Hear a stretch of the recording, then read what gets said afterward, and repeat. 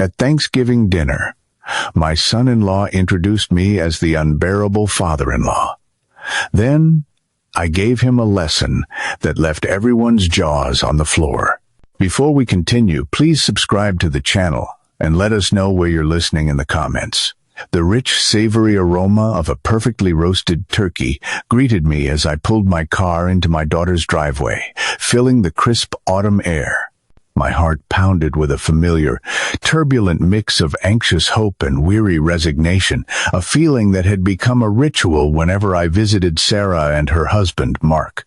After 15 years of their marriage, a part of me still held on to the faint hope that this visit, this holiday, might finally be different. I paused for a moment in my car, smoothing down the front of my navy blue blazer, which I had chosen with care for the occasion. Taking a slow, deep breath to steady my nerves, I picked up the homemade pumpkin pie resting on the passenger seat. It had been Sarah's absolute favorite since she was a little girl, a small, sweet tradition I clung to. It was my quiet way of feeling connected to my only daughter, even as that connection had grown more fragile and strained with each passing year. The front door swung open before my knuckles could even brush against the wood. Sarah stood there, a smile on her face that didn't quite banish the tension I saw flickering in her eyes. "Hi, Dad," she said, enveloping me in a brief, almost perfunctory hug. "I'm so glad you could make it." "Thank you for inviting me, sweetheart," I replied, forcing my own smile and trying to ignore how her words sounded rehearsed, as if she were ticking a box on a list of holiday obligations. I presented her with the pie, and she took it, her smile tightening as she examined my handiwork. "Oh, Mark already made dessert," she said, "but I'm sure we can find room to serve both." Knowing Mark, I had a strong feeling my pie would spend the evening untouched on a kitchen counter, but I just nodded and smiled, as I always did. At 63, and a widower for a decade, I had become a master in the art of swallowing these small hurts and quiet dismissals. The living room was buzzing with unfamiliar faces. Mark's parents, Joan and Edward, were there, along with his sister Jessica and her husband Tom, and a few other couples I'd never met. My grandchildren were also there, 12-year-old Leo and 9-year-old Mia, completely absorbed in their tablets in a far corner of the room, oblivious to my arrival. "Grandpa!" Mia finally looked up, her face breaking into a genuine grin as she noticed me. She ran over and threw her arms around my legs. The feeling of her small body pressed against mine was the first truly authentic moment of warmth I had felt all evening. Mark then emerged from the kitchen, looking impeccable in an expensive-looking sweater, his hair styled just so. Our eyes met across the room, and he flashed a practiced smile that never reached his cold eyes. "Arthur, you're here?" he stated, his tone suggesting my arrival was an unexpected, minor inconvenience, despite the formal invitation sent weeks ago. "Thanks for having me, Mark," I said, offering him the bottle of wine I'd brought. "I hope you like it." He accepted the bottle, scrutinizing the label with a condescending expression, as if I'd committed some unforgivable social blunder with my choice. Interesting," he remarked coolly. "I'll put this away for a special occasion." It was his code, one I'd heard many times before. It meant the wine would be relegated to the back of a cabinet and never opened. I attempted to strike up a conversation with Leo, but he offered only monosyllabic answers, his gaze barely lifting from the glowing screen in his hands. Over the past couple of years, I had sensed a growing distance in my grandchildren, a subtle emotional barrier, as if they were being carefully coached to keep me at a safe, sterile distance. "Dinner is almost ready," Mark announced with an air of authority. "Why doesn't everyone find their seats at the table?" I had to admit, the table was exquisitely decorated. Mark had always possessed a knack for creating settings that were visually stunning and magazine perfect. I found my place card at the furthest end of the long table, deliberately seated as far as possible from Sarah and the children. As everyone settled into their chairs, Mark remained standing, holding his wine glass aloft, clearly preparing to make some kind of toast. Before we begin, I just want to thank all of you for being here with us this Thanksgiving, he began, his voice smooth and perfectly modulated for the performance. It's just wonderful to be surrounded by the people we love. I managed a polite smile, fighting the profound sense of invisibility that was creeping over me. And for those of you who are meeting our family for the first time today, he continued, gesturing vaguely toward one of the couples I didn't recognize, allow me to make some introductions. He moved around the table, bestowing a warm, charming comment on each person. My wonderful parents, Joan and Edward. My brilliant sister, Jessica, and her amazing husband, Tom. Our dearest friends, Chris and Nicole. When his circuit brought him to me, he paused, a deliberate, theatrical silence hanging in the air. The look in his eyes shifted into something sharp and cruel, and a sudden chill traced its way down my spine. And this, he announced with a thin, malicious smile, is Arthur, the unbearable father-in-law. The silence that descended upon the room was absolute and suffocating. I could feel the blood draining from my face as every single pair of eyes at the table swiveled to stare at me. Some guests looked mortified, while others looked on with a morbid curiosity, as if I were part of a show and they were waiting to see how I would react to the punchline.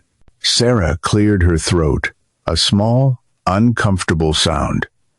Mark, she mumbled, but her protest was weak, and she said nothing more.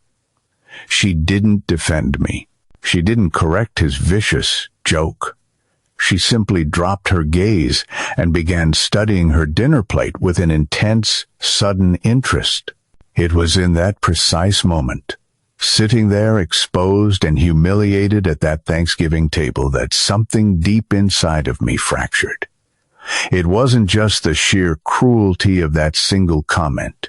It was the crushing weight of years of these small, calculated exclusions, the biting remarks cleverly disguised as humor, the invitations to family events I never received, the cheerful photos on social media of outings with my own grandchildren that I knew nothing about until it was too late.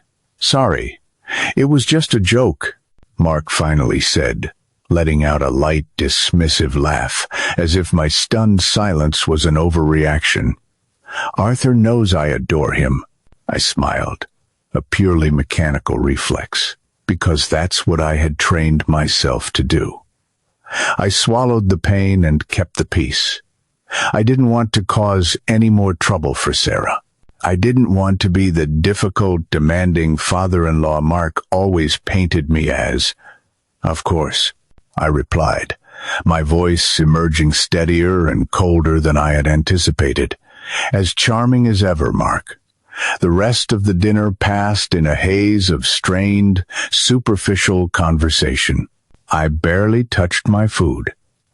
A tight knot had formed in my throat, making it nearly impossible to swallow.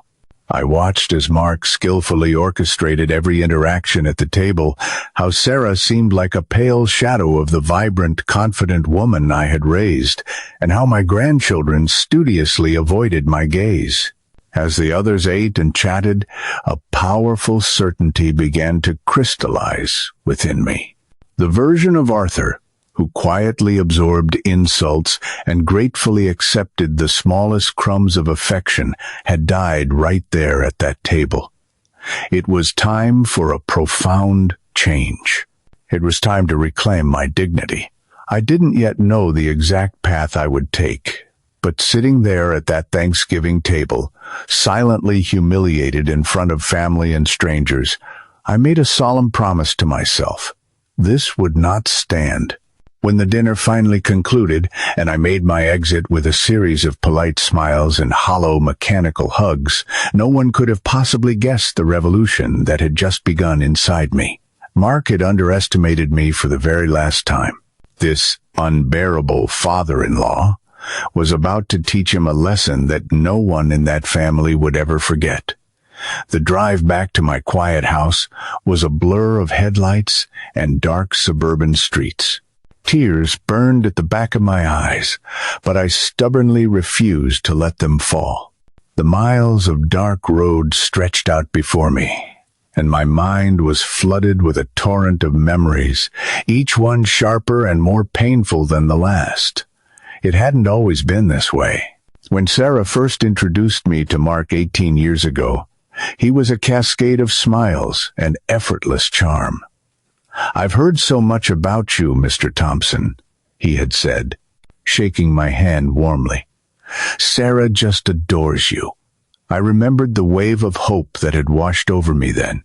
After losing my wife Helen to cancer, Sarah was all the family I had left. The thought of gaining a son through her marriage had filled me with a quiet joy. The changes were insidious, so gradual that I barely registered them as they were happening. The subtle criticisms came first. "Oh, is that what you're wearing to the restaurant?" Mark would ask, his voice dripping with faux sweetness but his eyes scanning my clothes with unmistakable judgment. "Sarah mentioned you used to make your pot roast differently," he'd comment casually, even though Sarah had never once complained about my cooking in her life. Then came the manufactured distance. Weekend visits dwindled to monthly, then became reserved only for major holidays. Our phone calls grew shorter and more perfunctory. Whenever I called, Sarah was always conveniently on her way out the door or in the middle of something important.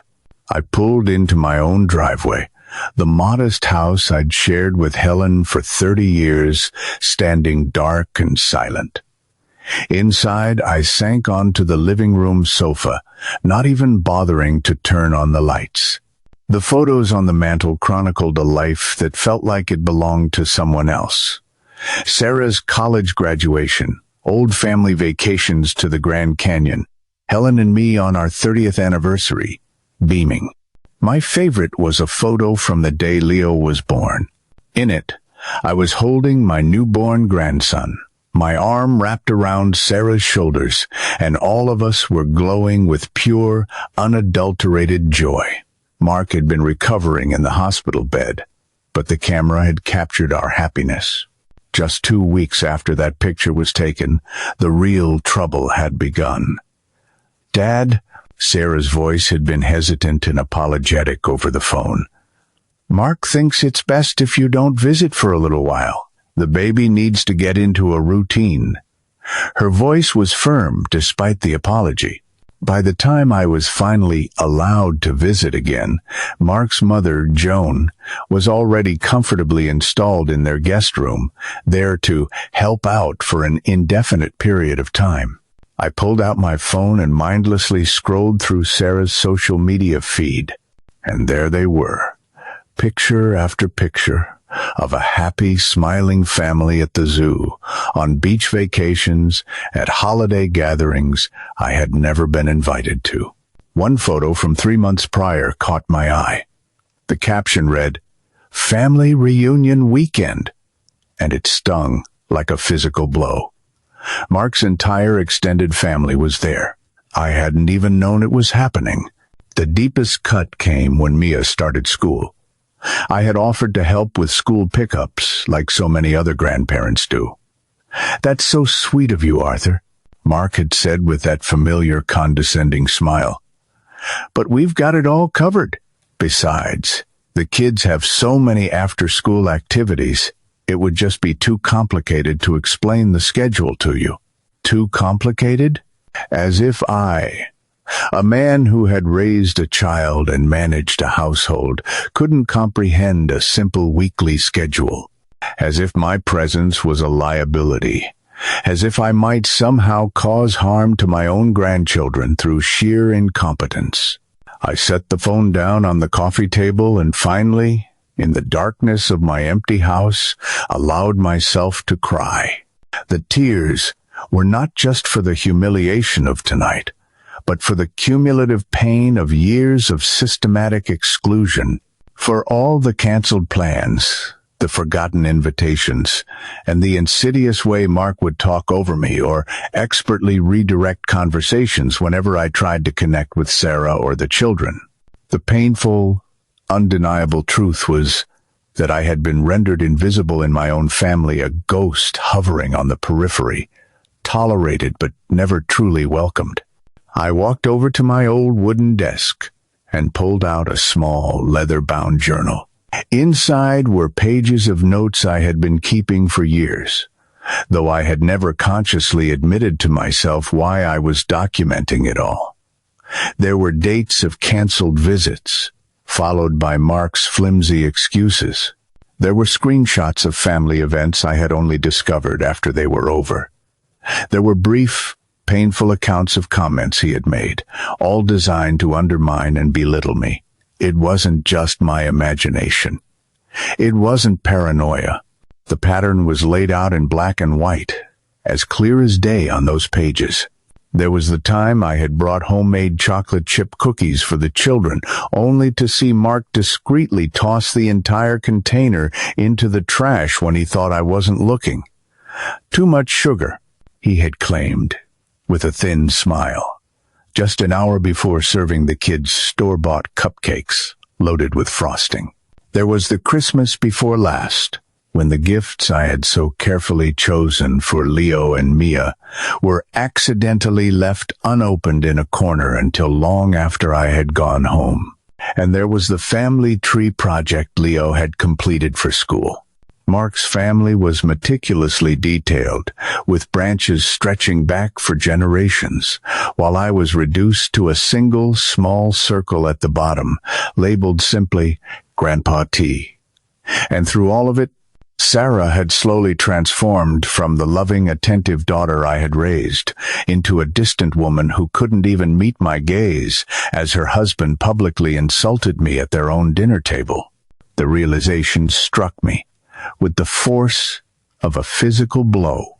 I had been enabling this toxic behavior for years, by smiling through the pain, by never directly confronting Mark's cruelty, by quietly accepting Sarah's neglect. I had taught them both that I would endure absolutely anything just to maintain my tenuous, fragile place in their lives. My phone buzzed on the desk, a text message lighting up the screen. It was from my old friend, Richard. How was Thanksgiving?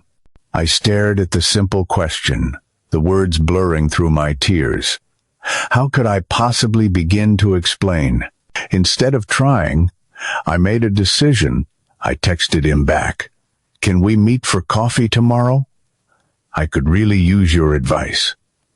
For the first time in a very long time, I wasn't going to pretend that everything was fine. I was done silently accepting the role they had assigned me, the unwanted, unbearable father-in-law. Later that night, as I lay in bed staring up at the dark ceiling, I knew that the Arthur who had left that Thanksgiving dinner was not the same man who had arrived with a homemade pumpkin pie and a heart full of desperate hope. Mark wanted an unbearable father-in-law. Well, perhaps it was finally time to show him what that truly meant.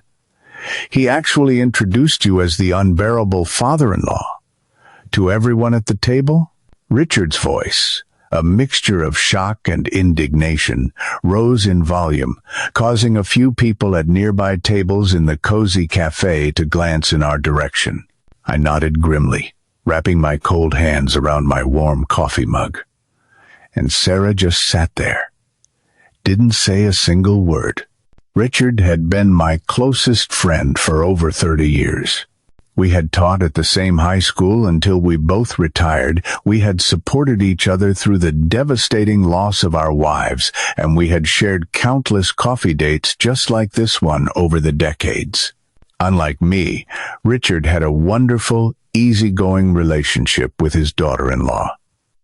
Arthur, This has gone far beyond simple rudeness, Richard said, his expression firm and serious. This is emotional abuse.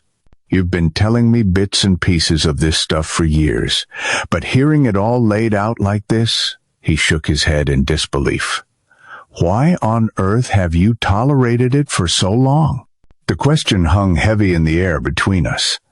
Outside the cafe window, the first December snow had begun to fall, gently dusting the city sidewalks with a soft blanket of white. Fear, I admitted, the word tasting like ash in my mouth. Fear of losing Sarah completely. Fear of never seeing my grandchildren again. And how often do you really see them now? Richard asked, his tone gentle but pointed. The truth of his question was a sharp, painful sting. Holidays, I conceded. And sometimes, not even then. I found out they all went to Disney World last spring from a post on social media. My voice cracked with emotion. Leo had a band concert I was never told about. Mia lost her first tooth. I saw the picture on Facebook. Richard reached across the small table and squeezed my hand firmly. So, you're already losing them, aren't you? Yes. The word came out as a faint, defeated whisper. Then what do you really have to lose by finally standing up for yourself? Nothing, I said. And the realization was both terrifying and incredibly liberating. As I drove home through the lightly falling snow, Richard's words echoed in my mind. For years, I had operated under the flawed belief that maintaining peace at any personal cost was the only way to preserve my fragile connection to my family. But that strategy had been a catastrophic failure. Back at home, I found myself standing in front of the hallway mirror, really looking at myself for the first time in what felt like an eternity. When had my shoulders started to slump so much? When had I started dressing in these dull, muted colors, as if trying to make myself invisible so as not to draw any unwanted attention? When had I started to see myself through Mark's critical, dismissive eyes? The shrill ring of the telephone startled me, pulling me from my thoughts. Sarah's name flashed on the caller ID screen. Dad. Her voice sounded strained and tired. Mark wanted me to call you. He thinks you might have misunderstood his joke the other night. It wasn't an apology. It wasn't even close. Does he? I kept my own voice carefully neutral, betraying no emotion. You know how he is, she continued, her words tumbling out in a rush. His sense of humor can be a little different. She paused, waiting for me to absolve them. Anyway, he feels bad if you took it the wrong way. There it was again. Not an apology for his behavior, but a subtle accusation. He felt bad. If I had taken it the wrong way, placing the blame for my feelings squarely on my own shoulders. In the past, I would have immediately rushed to smooth things over. Oh, it's fine, sweetheart. Don't you worry about it. The placating words nearly came out on their own, a deeply ingrained habit. But this time, I stopped myself. I took a deep, steadying breath. How exactly should I have taken being called unbearable in front of your entire family and a room full of strangers, Sarah? A long, tense silence stretched between us over the phone line. He didn't mean it like that, she finally said, her tone shifting to defensive. Then how did he mean it? I asked calmly. More silence. Dad, why are you making this so difficult? She eventually sighed, her voice laced with frustration. It was just a joke. And there it was. I was the problem. I was the one making things difficult simply by not accepting public humiliation with a polite smile. Sarah, I said, choosing my words with care, would you ever introduce Mark's mother that way? Would Mark find it funny if you did? That's different, she said quickly, a little too quickly. Why? I pressed. She had no answer. I've been doing a lot of thinking, I continued into the silence, and I think perhaps we should pause our usual arrangements for Christmas this year. Every year the routine was the same. I would bring gifts over on Christmas Eve, then return on Christmas Day for dinner, and the pattern of the visit was always the same too. My gifts for the children would be minimized, my presents tolerated, and my contribution to the holiday meal would be subtly rearranged or replaced by something Mark had made. What do you mean? Sarah sounded genuinely shocked, and that in itself was profoundly telling. The very idea that I might assert a boundary had apparently never even occurred to her. I think I need some time to myself this year, I said. The words felt foreign on my tongue, but they also felt powerful and right. But the kids are expecting you. It's tradition. But was it really a tradition? A tradition implies something cherished, something mutually enjoyed. Our Christmas arrangement had devolved into a hollow performance of family unity that consistently left me feeling more alone than if I had simply stayed at home by myself. I'm sure you'll make it a lovely holiday for them, I said evenly. Please give them my love. Dad, she started, but I cut her off gently. I need to go now, Sarah. I'll call you after the holidays. I hung up the phone before she could protest any further. My hands were shaking, but it wasn't from fear or weakness. For the first time in what felt like a lifetime, I had spoken my own truth without apologizing for it. That evening, I did something I hadn't done in ages. I called an old colleague, Daniel, and made plans for dinner. Then I went online and emailed the local community center about their volunteer opportunities.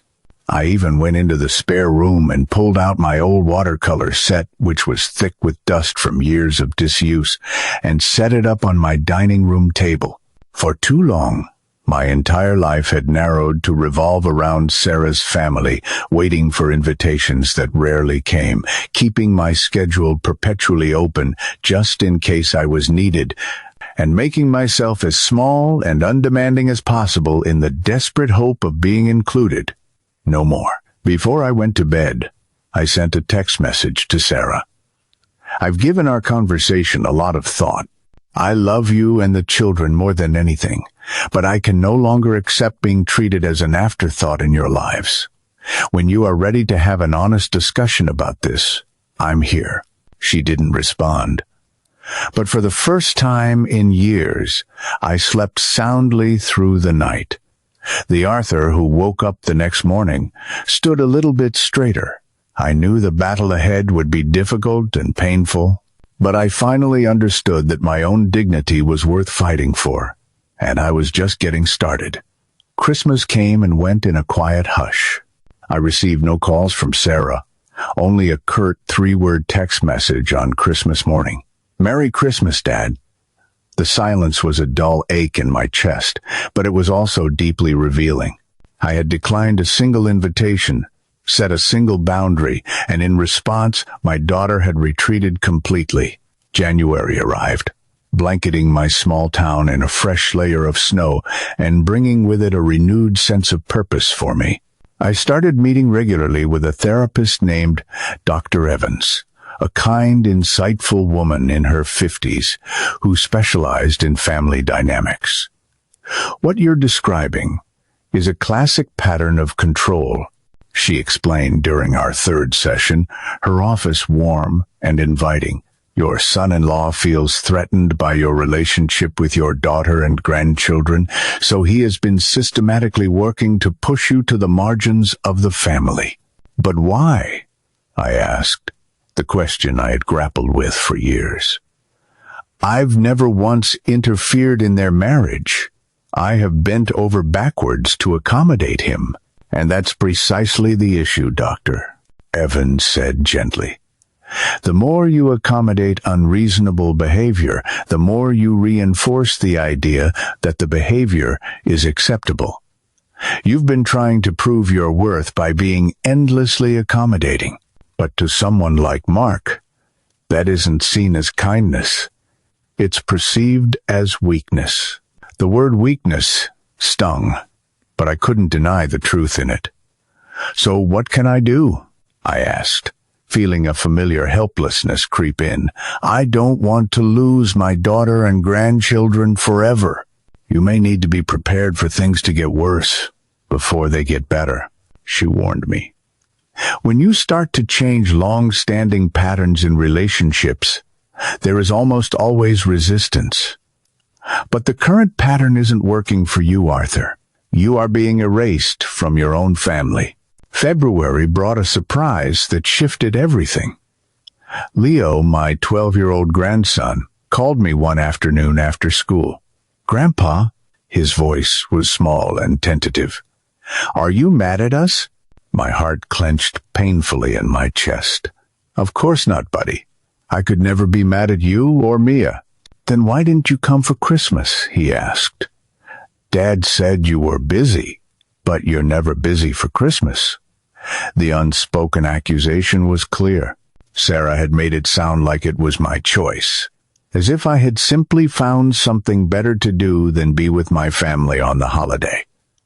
I just needed some time to think about things, I said carefully, not wanting to put him in the middle. Sometimes grown-ups need to take a little space to figure things out. Oh, he was quiet for a moment. Mom says you're being dramatic. Of course she did. That was Mark's narrative, filtered through her.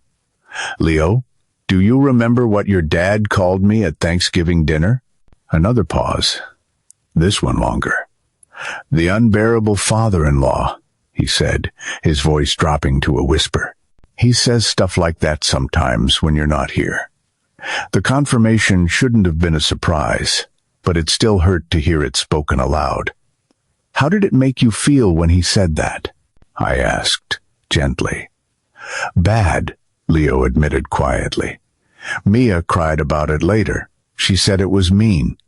My sweet Mia.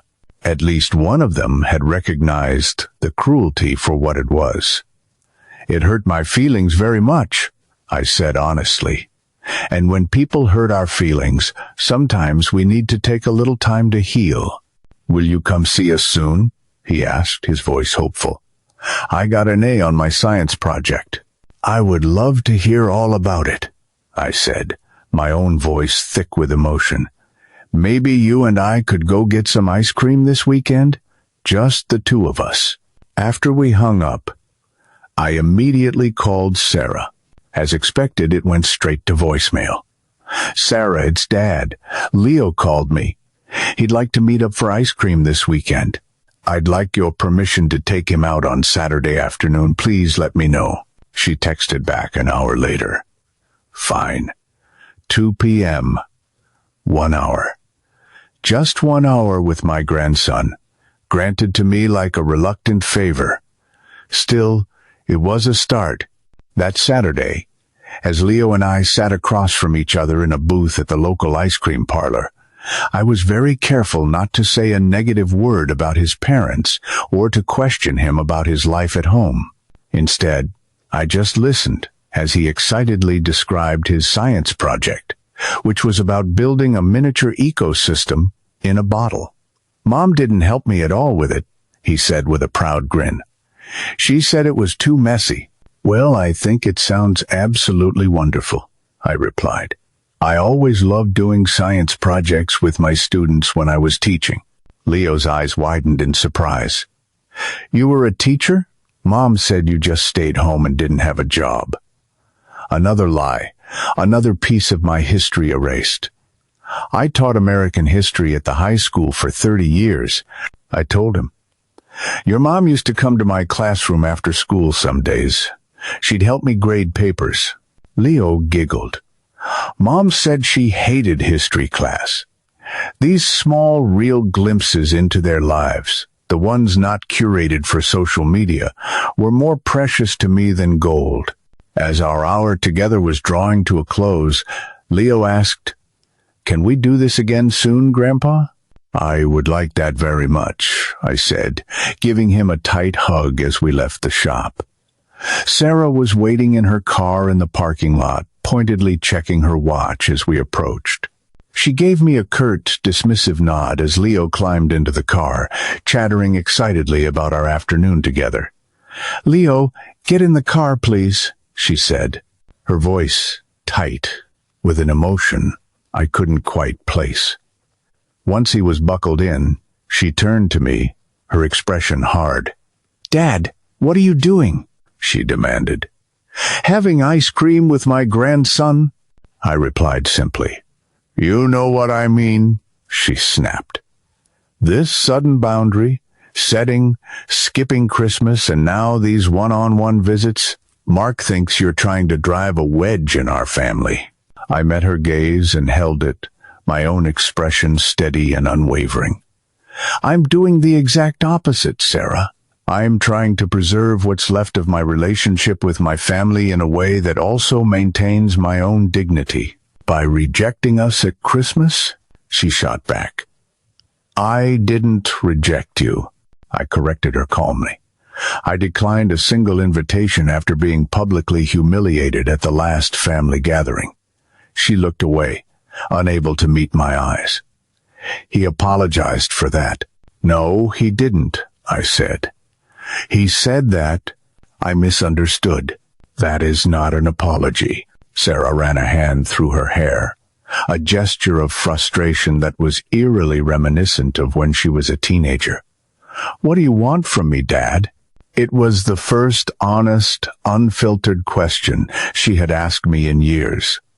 "I want to be treated with respect," I said, my voice quiet but firm. "I want to be included in my grandchildren's lives, and I want you to stop allowing your husband to belittle and insult me." Her jaw tightened. "You don't understand what it's like living with Mark," she started, her voice trailing off. "You're right, I don't," I finished for her. "But I do understand what it's like to be systematically pushed out of my own daughter's life, and I am not going to accept it anymore." As I drove home that afternoon, I realized something profound.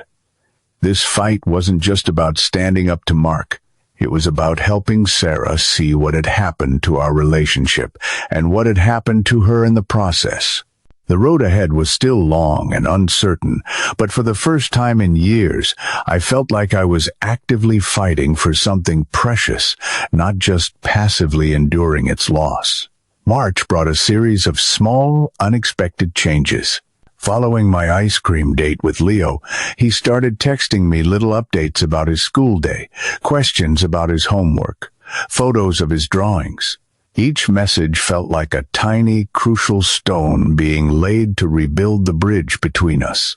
For Mia's birthday in late March, I mailed her a package containing a carefully chosen gift, a large model rocket kit, with a note saying we could build it together if she was ever allowed to visit. I received no thank you or acknowledgement from Sarah or Mark, but a few days later, Leo sent me a clandestine photo of Mia holding the unwrapped gift, her face beaming with delight.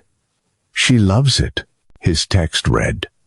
"Mom said it was too complicated, but Dad said they'd work on it together." It was a small victory, but a significant one. Sarah had contradicted Mark, even in a minor way. My weekly sessions with Dr. Evans continued to be a lifeline. "You're making real progress," she told me during one session. "Remember, your goal isn't to win a battle against Mark. It's to establish healthy boundaries for yourself and rebuild genuine connections with your family." I nodded, although a small part of me still fantasized about a grand moment of reckoning where Mark would finally get what he deserved. Dr. Evans seemed to read my mind. "Arthur, vindication might feel good in the moment, but it won't heal your family. Focus on the relationships you want to restore, not on the person who damaged them." April arrived, and with it came an invitation I never expected. Easter dinner at Sarah and Mark's house. I approached the day with cautious optimism, mentally preparing myself using the coping techniques Dr. Evans had taught me. When I arrived, the atmosphere felt noticeably different. Sarah greeted me at the door with a hug that felt warmer and lasted a moment longer than usual. The children both rushed to embrace me, and Mia chattered excitedly about the rocket we were going to build someday soon. Mark was civil, if not exactly friendly, and his usual stream of barbed, passive-aggressive comments was conspicuously absent. During dinner, I noticed something else that was new. Sarah was watching Mark intently, almost as if she were studying his interactions with me. On 2 separate occasions, when he started to make a subtle dig in my direction, she deftly and quickly redirected the conversation. Something had definitely shifted between them. After dessert, while Mark was occupied in the kitchen, Sarah asked the children to take me outside to show me their new backyard playset. As we stepped out onto the patio, she lowered her voice. "Dad, can we talk later this week? Alone?" My heart skipped a beat. "Of course, sweetheart." 3 days later, we met at a quiet cafe halfway between our 2 homes. Sarah looked exhausted, with dark circles under her eyes that her makeup couldn't conceal. "I owe you an apology," she began, staring down into her coffee cup. A huge one. I waited, not trusting myself to speak, afraid I might say the wrong thing.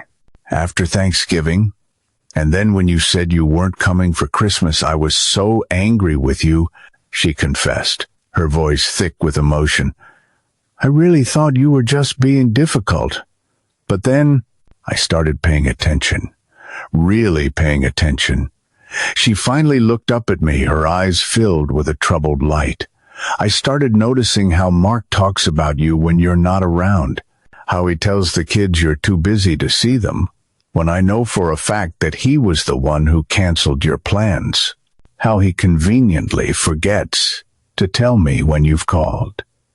The validation, after years of being made to feel like I was crazy or oversensitive, brought tears to my eyes. "Last week," she said, her voice dropping even lower, "I found some emails between him and his mother. They were mocking you, Dad, making fun of you. They were actually planning how to keep you from coming to Leo's upcoming recital." She shook her head, a look of disgust on her face. "It was cruel, deliberately cruel." "I've known for a long time, Sarah," I said gently. She winced as if my words were a physical blow. "Why didn't you ever say something?" "I tried," I told her. "So many times over the years, but you didn't want to hear it. You always defended him." She ran a hand through her hair, that same gesture of frustration. "I didn't want to see it," she admitted. "It was easier to believe that you were overreacting than to admit that I had let this happen to you, to our family." She paused. "When did it start?" "Almost immediately after you were married," I confessed. "It was just small things at first, but after Leo was born, it escalated." Sarah's face fell. 15 years, she whispered. "I've let this go on for 15 years. "You were caught in the middle," I said, even though a part of me wanted her to feel the full weight of her failure to protect our relationship. "No," she said firmly, shaking her head. "I wasn't caught. I chose the easy path. I chose to believe what was convenient for me." The raw, unflinching honesty of her words surprised me. This was a different Sarah. Not the conflict-avoidant woman I had grown accustomed to over the past decade. "What changed?" I asked softly. "You did," she said simply. "When you stopped accepting the treatment, when you started setting boundaries, it forced me to see what was really happening. And then, when Leo came home from your ice cream date, he was talking about what a great teacher you were, and Mark just snapped at him, saying you were exaggerating. And in that moment, something just clicked. I realized I didn't recognize my own life anymore. I reached across the table and took her hand. "What are you going to do now?" She squeezed my hand back. "I've started seeing a therapist by myself, not couples counseling. I need to figure out how I let this happen, how I became someone who would stand by and let her own father be treated this way." Her eyes met mine, filled with a new, steely determination. "And I've told Mark that things need to change, drastically." She sighed. He didn't take it well. I could only imagine. Mark had controlled the family narrative for so long. "The kids miss you, Dad," she continued. "I miss you. I want you back in our lives. Really back in our lives." "I want that too, more than anything," I said. "But I can't go back to the way things were." "I know, and I don't expect you to," she said. I need some time to fix this, to fix myself." As we parted ways in the parking lot, Sarah hugged me tightly, her body shaking with silent sobs. "I'm so sorry, Dad. I am so sorry." Driving home, a war of emotions raged within me. Hope and vindication mingled with a lingering, deep-seated hurt, and a new, pressing concern for my daughter, who was now caught in what was sure to be a difficult and painful marital reckoning. I had desperately wanted Sarah to see the truth, but now that she finally did, the path forward for all of us remained uncertain and fraught with peril. Mark would not give up his control easily. The confrontation I had avoided for so long was now inevitable, but for the first time, I knew I was no longer facing it alone. The weeks that followed my conversation with Sarah were turbulent and unsettling. Mark stopped responding to my texts about seeing the children all together. Sarah would arrange visits, only to call me later, her voice filled with apology and strain, to reschedule. A silent battle was clearly being waged within their household, a power struggle that I was not privy to but whose tremors I could feel rippling outward. "Just give it time, Doctor," Evans advised me during our sessions. "Family systems are resistant to change. You have disrupted a long-established unhealthy pattern." In late May, a cream-colored envelope arrived in my mailbox, addressed in Sarah's familiar handwriting.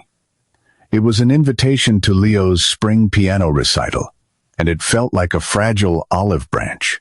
I spent extra time getting ready for the event, choosing an elegant blue suit I hadn't worn in years. As I adjusted my tie, I studied my reflection in the mirror. The man looking back at me seemed different. He stood taller, and his eyes were clearer and more determined than they had been in a very long time. The school auditorium was already filling up with proud parents and relatives when I arrived. I quickly spotted Sarah saving a seat for me near the front. Mark was nowhere in sight. "He has a migraine," she explained as I sat down beside her, the relief in her voice almost palpable. "Mia's with his sister for the evening." A part of me felt a pang of guilt for my own profound sense of relief. I didn't wish Mark any ill will, but his absence guaranteed a reprieve from the suffocating tension his presence always created. "Leo's really nervous," Sarah said. "He'll be so glad that you came." When Leo walked onto the stage, his eyes anxiously scanned the audience. When he finally spotted us, his small face broke into a radiant smile. He played his piece beautifully, his fingers dancing across the piano keys with a newfound confidence that I hadn't seen in him before. After the recital, as we were waiting for Leo in the crowded lobby, a man approached us. It was Leo's piano teacher, Mr. Peterson. "Mrs. Wilson," he said warmly to Sarah, before turning to me with a friendly smile. "And you must be Arthur. Leo talks about you all the time in his lessons." I blinked, taken completely by surprise. He does? Oh, yes, Mr. Peterson continued. He tells me you were a teacher and that you've been helping him with his technique. Your exercises for hand positioning have made a remarkable difference. I glanced over at Sarah, my expression a mixture of confusion and concern. I hadn't given Leo any piano advice. Mr. Peterson, oblivious to the sudden tension, continued cheerfully. And thank you so much for the music books you sent him. Those classical adaptations are just perfect for his current level. Sarah's expression darkened. What music books? She asked. Mr. Peterson's smile faltered. The ones Leo brought to his lesson last month? He said they were a gift from his grandfather. Just then, Leo bounded up to us, his face glowing with post-performance excitement. Sarah hugged him tightly, her voice carefully controlled. You were amazing, sweetheart. Mr. Peterson was just telling us about some new music books that Grandpa sent you. Leo froze, his eyes darting nervously between Sarah and me. He stammered. Leo, I said gently, I'm afraid there's been some kind of misunderstanding. I didn't send you any music books. His face crumpled, and his eyes welled up with tears. I'm sorry, he whispered. Dad said I couldn't take lessons anymore because they were too expensive. But I love playing the piano, so I told Mr. Peterson that the books were from you and that you were helping me practice. Sarah's jaw tightened. Your father said we couldn't afford your lessons? Leo nodded miserably. We should discuss this at home, Sarah said, her voice dangerously tight. Say goodbye to Grandpa and Mr. Peterson. As Leo hugged me goodbye, he whispered into my ear, I'm sorry, Grandpa. You have nothing to be sorry for, I assured him, holding him tight. I am so incredibly proud of you. Driving home, my mind was whirling. Mark had lied to his own son, telling him they couldn't afford his piano lessons. Why? Was it simply another cruel way to control the family narrative and isolate the children, or was there something more going on? The answer came 3 days later. Sarah called, her voice exhausted but resolute. Dad, there's something you need to know. Mark's been mismanaging our finances. Badly. What do you mean? I asked. She sighed heavily, a sound weighted with years of stress. He told Leo we couldn't afford his piano lessons, but I found receipts showing he spent thousands of dollars on a spa weekend with his friends that very same month. And it's a pattern, now that I'm finally looking. He restricts spending on things that are important to me or the kids while constantly indulging himself. I listened, surprised but not entirely shocked. Control rarely confines itself to just one aspect of a person's life. There's more, she continued, her voice trembling slightly. Do you remember those college funds we started for the kids when they were born? The ones you contributed to every year on their birthdays? My stomach dropped like a stone. Yes, of course. Half of the money is gone. Mark moved it into a personal account over a year ago. The betrayal felt like a physical blow. For years, I had diligently sent checks for my grandchildren's education, money carefully saved from my teacher's pension, all intended to give them a solid start in life. Sarah, I am so sorry, I said, my own voice hoarse. Don't you apologize, she said firmly.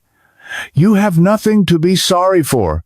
I'm the one who should have been paying attention. I'm going to fix this, Dad. All of it. 2 weeks later, Sarah asked if Leo and Mia could stay with me for the weekend. Mark and I need to have some very serious conversations, she explained, and I don't want the kids around for it. Those 3 days with my grandchildren were more precious to me than words can say. We baked cookies. We finally built the model rocket, we played board games, and we really talked about their school, their friends, and their dreams. There was no one monitoring our conversations or cutting our visit short. When Sarah came to pick them up on Sunday evening, she looked different, lighter somehow, as if a great weight had been lifted from her shoulders, despite the undoubtedly difficult weekend she must have had. "Mark's moving out for a while," she said quietly, as the children were gathering their things to go. "We're going to try counseling, but I've made it very clear that things have to change permanently." I just nodded, understanding everything she wasn't saying. The road ahead was still uncertain, but the silence that had defined my life for so long had finally been broken, and for the first time, I could see the horizon. If you like this story, please like this video, subscribe to the channel, and share your impressions of this story in the comments. To listen to the next story, click on the box on the left. Thank you for watching.